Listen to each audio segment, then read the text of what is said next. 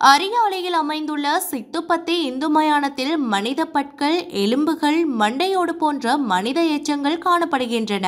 அந்த மயானத்தை தமிழ் தேசிய மக்கள் முன்னணியின் பாராளுமன்ற உறுப்பினர் கஜேந்திரகுமார் பொன்னம்பலம், அக்கட்சியின் பொதுச் செயலாளர் செல்வராஜா கஜேந்திரன், ஊடக பேச்சாளர் கனகரத்தினம் சுகாஷ் ஆகியோர் நேரில் சென்று பார்வையிட்டனர். அதன் பின்னர் பாராளுமன்ற உறுப்பினர் கஜேந்திரகுமார் பொன்னம்பலம் ஊடகங்களுக்கு கருத்து தெரிவிக்கையில்,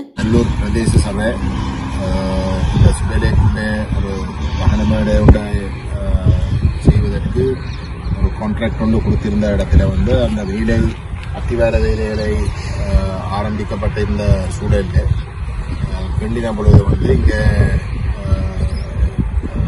எலும்புக்கூடுகள் கண்டறியும் ஒரு முறைப்பாடு பிரதேச சபையாலேயோ அந்த வேலைகளை நடத்த தரப்பாலேயோ செய்யவில்லை என்று நாங்கள் அறிகிறோம். அந்த வகையில் இந்த சுடலைக்குரிய நிர்வாகத்தில் இருக்கக்கூடிய திரு கிருபாகர்கள் அவரிடம் அவர் நிர்வாகத்தில் இருக்கிற இடத்துல இந்த எலும்புக்கூடுகள் கண்டுபிடிக்கப்பட்ட உடனேயே அவருக்கு அந்த தகவல் போயிருக்கிற சூழலில் நாங்கள் அவருக்கு போலீசிடம் இந்த முறைப்பாடுகளை உடனடியாக செய்ய சொல்லி நாங்கள் கேட்டிருக்கின்றோம். கிட்டத்தட்ட 600க்கும் மேற்பட்ட தமிழ் பொதுமக்கள் திட்டமிட்டு படுகொலை செய்யப்பட்டு புதைக்கப்பட்டதாக சொல்லப்படுகின்ற ஒரு பிரதேசம். கிருஷாந்தி அவர்களுடைய கொலை வழக்கிலே குற்றவாளியாக தீர்ப்பு வழங்கப்பட்ட நபர் அவர் குற்றவாளியாக நீதிமன்றம் அறிமுகப்படுத்த அவர் செய்த இந்த செம்மணி புதைக்குழியன்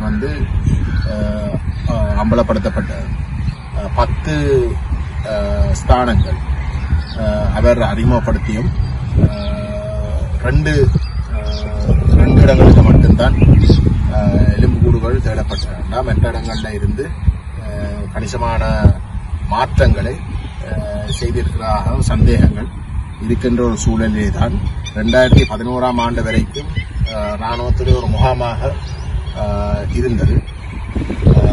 இறந்தவர்கள் தாக்கப்பட்டிருக்கிறதாக இருந்தால் அது இந்த ஞானமேடைக்கு அங்கால் பிரதேசத்திலே தான் உத்தியோகபூர்வமாக தாக்கப்பட்டிருக்கின்றது. கிட்டத்தட்ட 1970ஆம் ஆண்டில் இருந்து இருக்கக்கூடிய ஆவணங்களின் பிரகாரம் இந்த சுடலையிலே எவரும் காட்டப்பட இல்லை. ஆகவே இந்த எலும்புக்கூடுகள் நிச்சயமாக முழுமையாக ஆராயப்பட்டு இதனுடைய பின்னணி அறிவது மிக மிக முக்கியம். ஏனென்றால் செம்மணியின் படுகொலைகள் அம்பலமாக இருக்கின்ற சூழல்ல அது ஒரு கட்டத்தை தாண்டி அந்த விசாரணைகள் முடிவடையாத நிலையில கண்டுபிடிப்பு நடைபெற்றிருக்கிறது.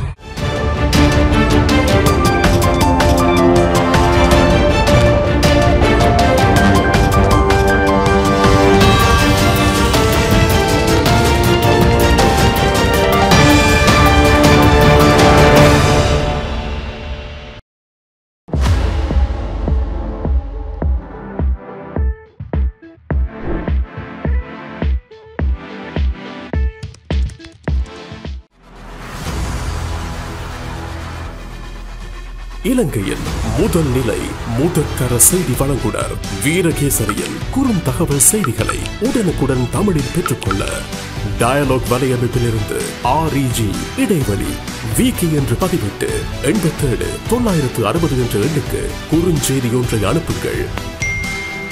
வீரகேசரி செய்தியுடன் இணைந்திருங்கள்.